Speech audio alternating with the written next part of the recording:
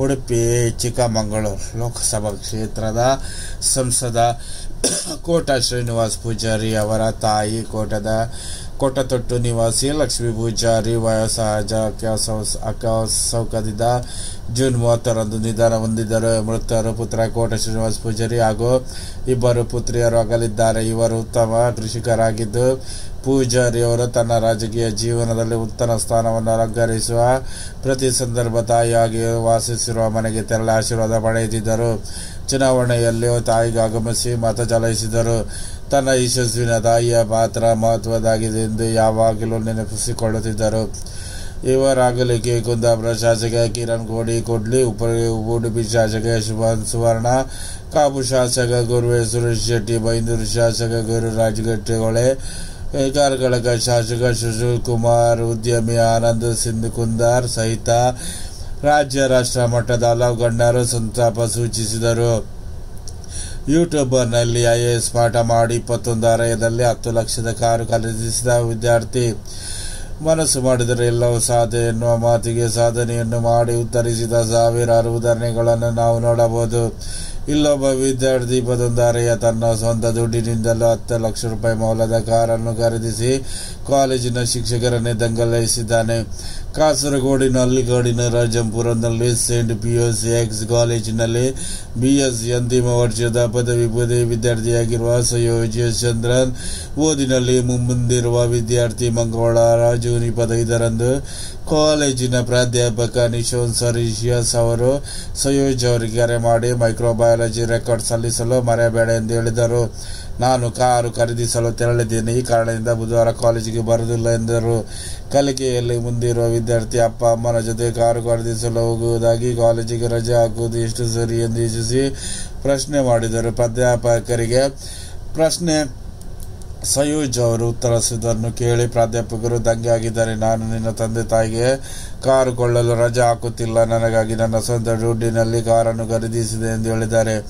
ಮರುದಿನ ಕಾಲೇಜಿನ ಎಲ್ಲೆಡೆ ಸಯೂಜ್ ಅವರ ಮಾತೆ ಸುದ್ದಿಯಾಗಿ ಎಬ್ಬುತ್ತದೆ. 21 ವಯಸ್ಸಿನಲ್ಲಿ 10 ಲಕ್ಷದ ಕಾರು ಖರೀದಿಸಿದ ನನ್ನ ಮಾತಿಗೆ ಬದಲಾಗಿ ಆತ ಕಾರು ಖರೀದಿಸಿದೆ ಎನ್ನುವ ಮಾತೆ ಎಲ್ಲೆಡೆ ಚರ್ಚೆ ವಿಚಾರವಾಗಿ ಹಬ್ಬಿದೆ.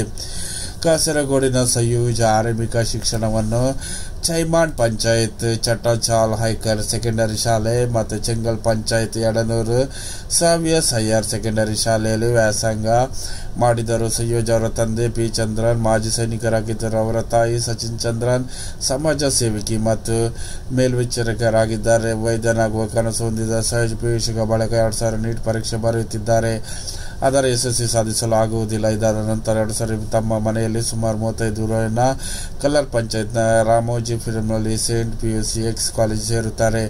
ಮೈಕ್ರೋಬಯಾಲಜಿ UCG ನೀಡುವ ಏಕೈಕ ಕಾಲೇಜ್ ಇದಾಗಿದ್ದು, ಸಮೂಜ್ ಮೆಡಿಕಲ್ ಸೈನ್ಸ್ ಮಾಡುವ ಉದ್ದೇಶದಿಂದ ಈ ಕಾಲೇಜ್ ದಾಖಲಾಗುತ್ತಾರೆ. ಚಿಗುರಿದ AIAS ಕನಸು. BSc ಪದವಿಗೆ ಸೇರಿದ ಬಳಿಕ ಸಯೂಜ್ ಅವರ ಕಲಿಕೆಯ ಆಸಕ್ತಿಯು AIS ಆಯ್ಕೆ ಸಾಗುತ್ತದೆ. ಕಾಲೇಜಿನಲ್ಲಿ BS ಮನೆಯಲ್ಲಿ AIS-ನಂತ ಆಸಕ್ತಿ ಬೆಳೆಸುವ ನಿಟ್ಟಿನಲ್ಲಿ ಸಯೂಜ್ ಪ್ರತಿನಿತ್ಯ ಸಾಮಾನ್ಯ ಜ್ಞಾನದ ಪ್ರಶ್ನೆ ಮಾಹಿತಿಯ ಬಗ್ಗೆ ತಿಳಿದುಕೊಳ್ಳುತ್ತಾರೆ. ಈ ಕಾರಣದಿಂದ 2 ಇಂಗ್ಲಿಷ್ ಪತ್ರಿಕೆ ಸದಗಾರಿಗಳನ್ನು ಪಡೆದುಕೊಳ್ಳುತ್ತಾರೆ. ಇಂಗ್ಲಿಷ್ ಪತ್ರಿಕೆ ಸುದ್ದಿಯಲ್ಲಿನ ಶಬ್ದವನ್ನು ಅರ್ಥೈಸುವುದು ಕಷ್ಟವಾಗುವುದರಿಂದ ಇಂಗ್ಲಿಷ್ ಭಾಷಣ, ಕಾದಂಬರಿ, ಸಿನಿಮಾ ಹಾಗೂ ವಿದೇಶಾಂಗ ಸಚಿವ S. ಜಯಶಂಕರ್ ಮತ್ತು ಕಾಂಗ್ರೆಸ್ ನಾಯಕ ಶಶಿ ಅವರ ಮಾತುಗಳನ್ನು ಆಲಿಸಲು ಶುರು ಮಾಡುತ್ತಾರೆ. ನಾನು ಜಯಶಂಕರ್ ಅವರ ಭಾಷಣಗಳನ್ನು ಪ್ರೀತಿಸುತ್ತೇನೆ. ಅವರಂತೆ ಮಾತನಾಡಬೇಕಾಗಿಲ್ಲ. ನಾವು ಚೆನ್ನಾಗಿ ಸಂವಾದ ನಡೆಸಬೇಕು. ವಿಷಯದ ಬಗ್ಗೆ ನಮಗೂ ಗಮನ ಇರಬೇಕು ಎಂದು ಹೇಳುತ್ತಾರೆ. ನಾಗರಿಕ ಸೇವೆಗಳ ಪರೀಕ್ಷೆ ತಯಾರಾಗಿ ಸಮೋಜಿ 2018ರಲ್ಲಿ 2ನೇ ರ್ಯಾಂಕ್ ಗಳಿಸಿದ ಅಕ್ಷಯ್ ಜೈನ್ ಅವರ ಹಾದಿಯನ್ನು ಅನುಸರಿಸಲು ಶುರು ಮಾಡುತ್ತಾರೆ. ಇಂಟರ್ನೆಟ್ನಲ್ಲಿ ಉಚಿತವಾಗಿ ಸಿಗುವ ವಿಷಯಗಳನ್ನು ಪರೀಕ್ಷೆ ತಯಾರಿಗೆ ಬಳಸಿಕೊಳ್ಳಲು ಅಕ್ಷರಂತೆ ಸಯೂಜ್ ಮುಂದಾಗುತ್ತಾರೆ. ಸಯೂಜ್ ಅವರಿಗೆ ತಾನು ಏನು ಮಾಡದಿದ್ದು ಅದನ್ನು ಬರೆದಿಟ್ಟು ಟಿಪ್ಪಣಿ ಮಾಡುವ ಅಭ್ಯಾಸವಿರುತ್ತದೆ. ತಾನು ಕಲಿತ ವಿಚಾರವನ್ನು ಇತರರಿಗೆ ಹಂಚಿಕೊಳ್ಳುವ ಉದ್ದೇಶದಿಂದ ತಮ್ಮದಾದ ಯೂಟ್ಯೂಬ್ ಚಾನಲ್ ಆರಂಭಿಸುತ್ತಾರೆ. SIAS ಅಕಾಡೆಮಿ ಎನ್ನುವ ಯೂಟ್ಯೂಬ್ ಚಾನಲ್ ಮೊದಲಿಗೆ ಹೆಸರಿಡುತ್ತಾ ಇದ್ದ ಬಳಿಕ ಅದನ್ನು ಬದಲಾಯಿಸಿ SIAS ಮಲಯಾಳಂ ಎಂದು ಹೆಸರಿಡುತ್ತಾರೆ. ಈ ಚಾನಲ್ ತನ್ನ ಕಲಿತ ವಿಚಾರವನ್ನು ಹಂಚಿಕೊಳ್ಳುತ್ತಾರೆ. ನೋಟ್ಸ್ನಲ್ಲಿ PPT ಮಾಡಿ ಹಂಚುತ್ತಾರೆ. ಆರಂಭದಲ್ಲಿ ಸಣ್ಣ ಪುಟ್ಟ ಶುರುವಾದ ಇವರ ಚಾನಲ್ ದಿನಕ್ಕೊಂದು ಜನ ಬರಲು ಶುರು ಮಾಡುತ್ತದೆ. 2 ತಿಂಗಳಲ್ಲಿ 10,000 ವೀಕ್ಷಣೆ ಆಗುವ ಶುರುವಾಗುತ್ತಿದ್ದ ಬಳಿಕ ಟೆಲಿಗ್ರಾಮ್ನಲ್ಲಿ ನೋಟ್ಸ್ ಕಳಿಸಲು ಒಂದು ಗ್ರೂಪ್ ಕ್ರಿಯೇಷನ್ ಮಾಡುತ್ತಾರೆ. ಈ ಗ್ರೂಪ್ನಲ್ಲಿ ಇನ್ನಷ್ಟು ಮಂದಿ ಜಾಯ್ನ್ ಆಗುತ್ತಾರೆ. ಆನ್ಲೈನ್ IAS ಸಮೇತ ವಿಡಿಯೋಗಳು ಯೂಟ್ಯೂಬ್ ಮೂಲಕ ಹಂಚಿಕೊಳ್ಳುವ ವೇಳೆ ಅವರು ಕಲಿತ ಶೈಲಿಗೆ ಆಕಾಂಕ್ಷೆಗಳನ್ನು ಪಟ್ಟು ಬರಲು ಮುಂದಾಗುತ್ತದೆ. ಈ ವಿಡಿಯೋ ಇಷ್ಟವಾದರೆ ಲೈಕ್ ಮಾಡೋದು ಮರಿಬೇಡಿ.